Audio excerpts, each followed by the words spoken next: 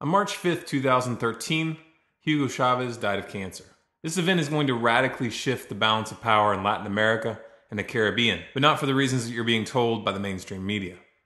During his 14 years as president of Venezuela, Hugo Chavez was a highly controversial figure.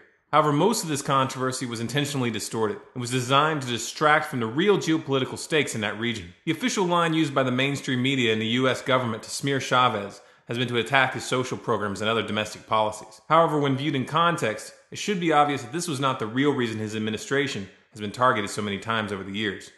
Venezuela holds the 7th largest oil reserves in the world, by far the largest supplier in Latin America. In fact, Venezuela's reserves are more than twice the size of the 2nd largest Latin American producer, which is Mexico. This makes the country a key pivot point for that region.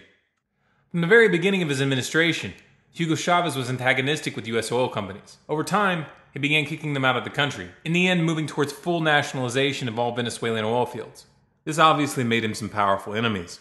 In 2002, the US backed a military coup attempt on Chavez. Funding for the coup was routed through a front organization called the National Endowment for Democracy, a so-called non-profit organization fully funded by the US government. The National Endowment for Democracy, alongside an array of other pseudo-nonprofit foundations, such as the International Republic Institute and the International Foundation for Election Systems, have been used extensively throughout the world to fund opposition to governments which are uncooperative to US interests. Front groups are used to shield the US from the political fallout that occurs when direct CIA intervention is discovered. Direct interventions can lead to blowback, as was the case in the CIA-backed coup against the democratically elected Iranian Prime Minister Mohammad Mossadegh in 1953. Incidentally, Mossadegh was taken out for the same reason. He had nationalized Iran's oil.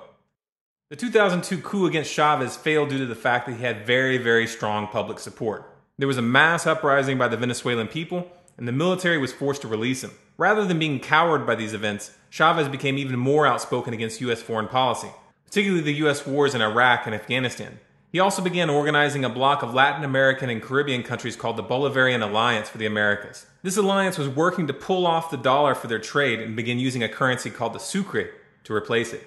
Venezuela had also signed a number of key oil deals with China. Now, in order to understand the geopolitical importance of these events, one must understand the petrodollar. Oil is only sold in global markets in dollars. This is an arrangement that was established by Nixon in 1973, right after he ended the gold standard. This arrangement forces every oil-importing government in the world to maintain a reserve of US dollars at all times, which in turn guarantees demand for the dollar, and therefore maintains the value of the dollar.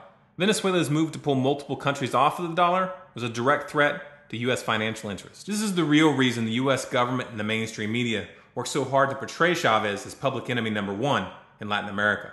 For more information on the petrodollar and its global implications, please watch The Road to World War III. Now, the mainstream media has done a pretty good job of convincing most Americans that US opposition to Chavez was derived from his leftist social policies, and therefore the debate then degrades into a mudslinging fest between the left and the right. This only works because most of the American people haven't done their due diligence, and are therefore completely unaware of the real stakes in this global chess game that's unfolding right now.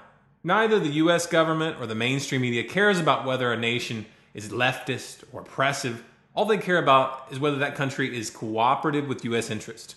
This is evident in the fact that countries like China and Bahrain are given a free ride by the mainstream media and US politicians, in spite of the clear human rights violations that are being committed by these countries. Furthermore, the US government is far more dangerous and destructive than any Latin American country that has ever existed or will ever exist. It is completely incoherent to cheer the death of a democratically elected leader of a small South American country who had a voter approval rating that was higher than that of Obama, and just slightly less than the US president and the Congress combined. It's none of America's business who Venezuela elects, and it's especially absurd to hear political pundits meddling in their affairs when the US itself is sliding into an overt police state.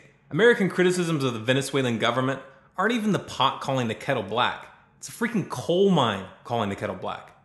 If you want more content like this, be sure to subscribe to this channel, Storm Clouds Gathering, here on YouTube. For bonus content, be sure to follow our Facebook page, facebook.com/stormcloudsgathering, Twitter @collapseupdates, and of course our website, stormcloudsgathering.com.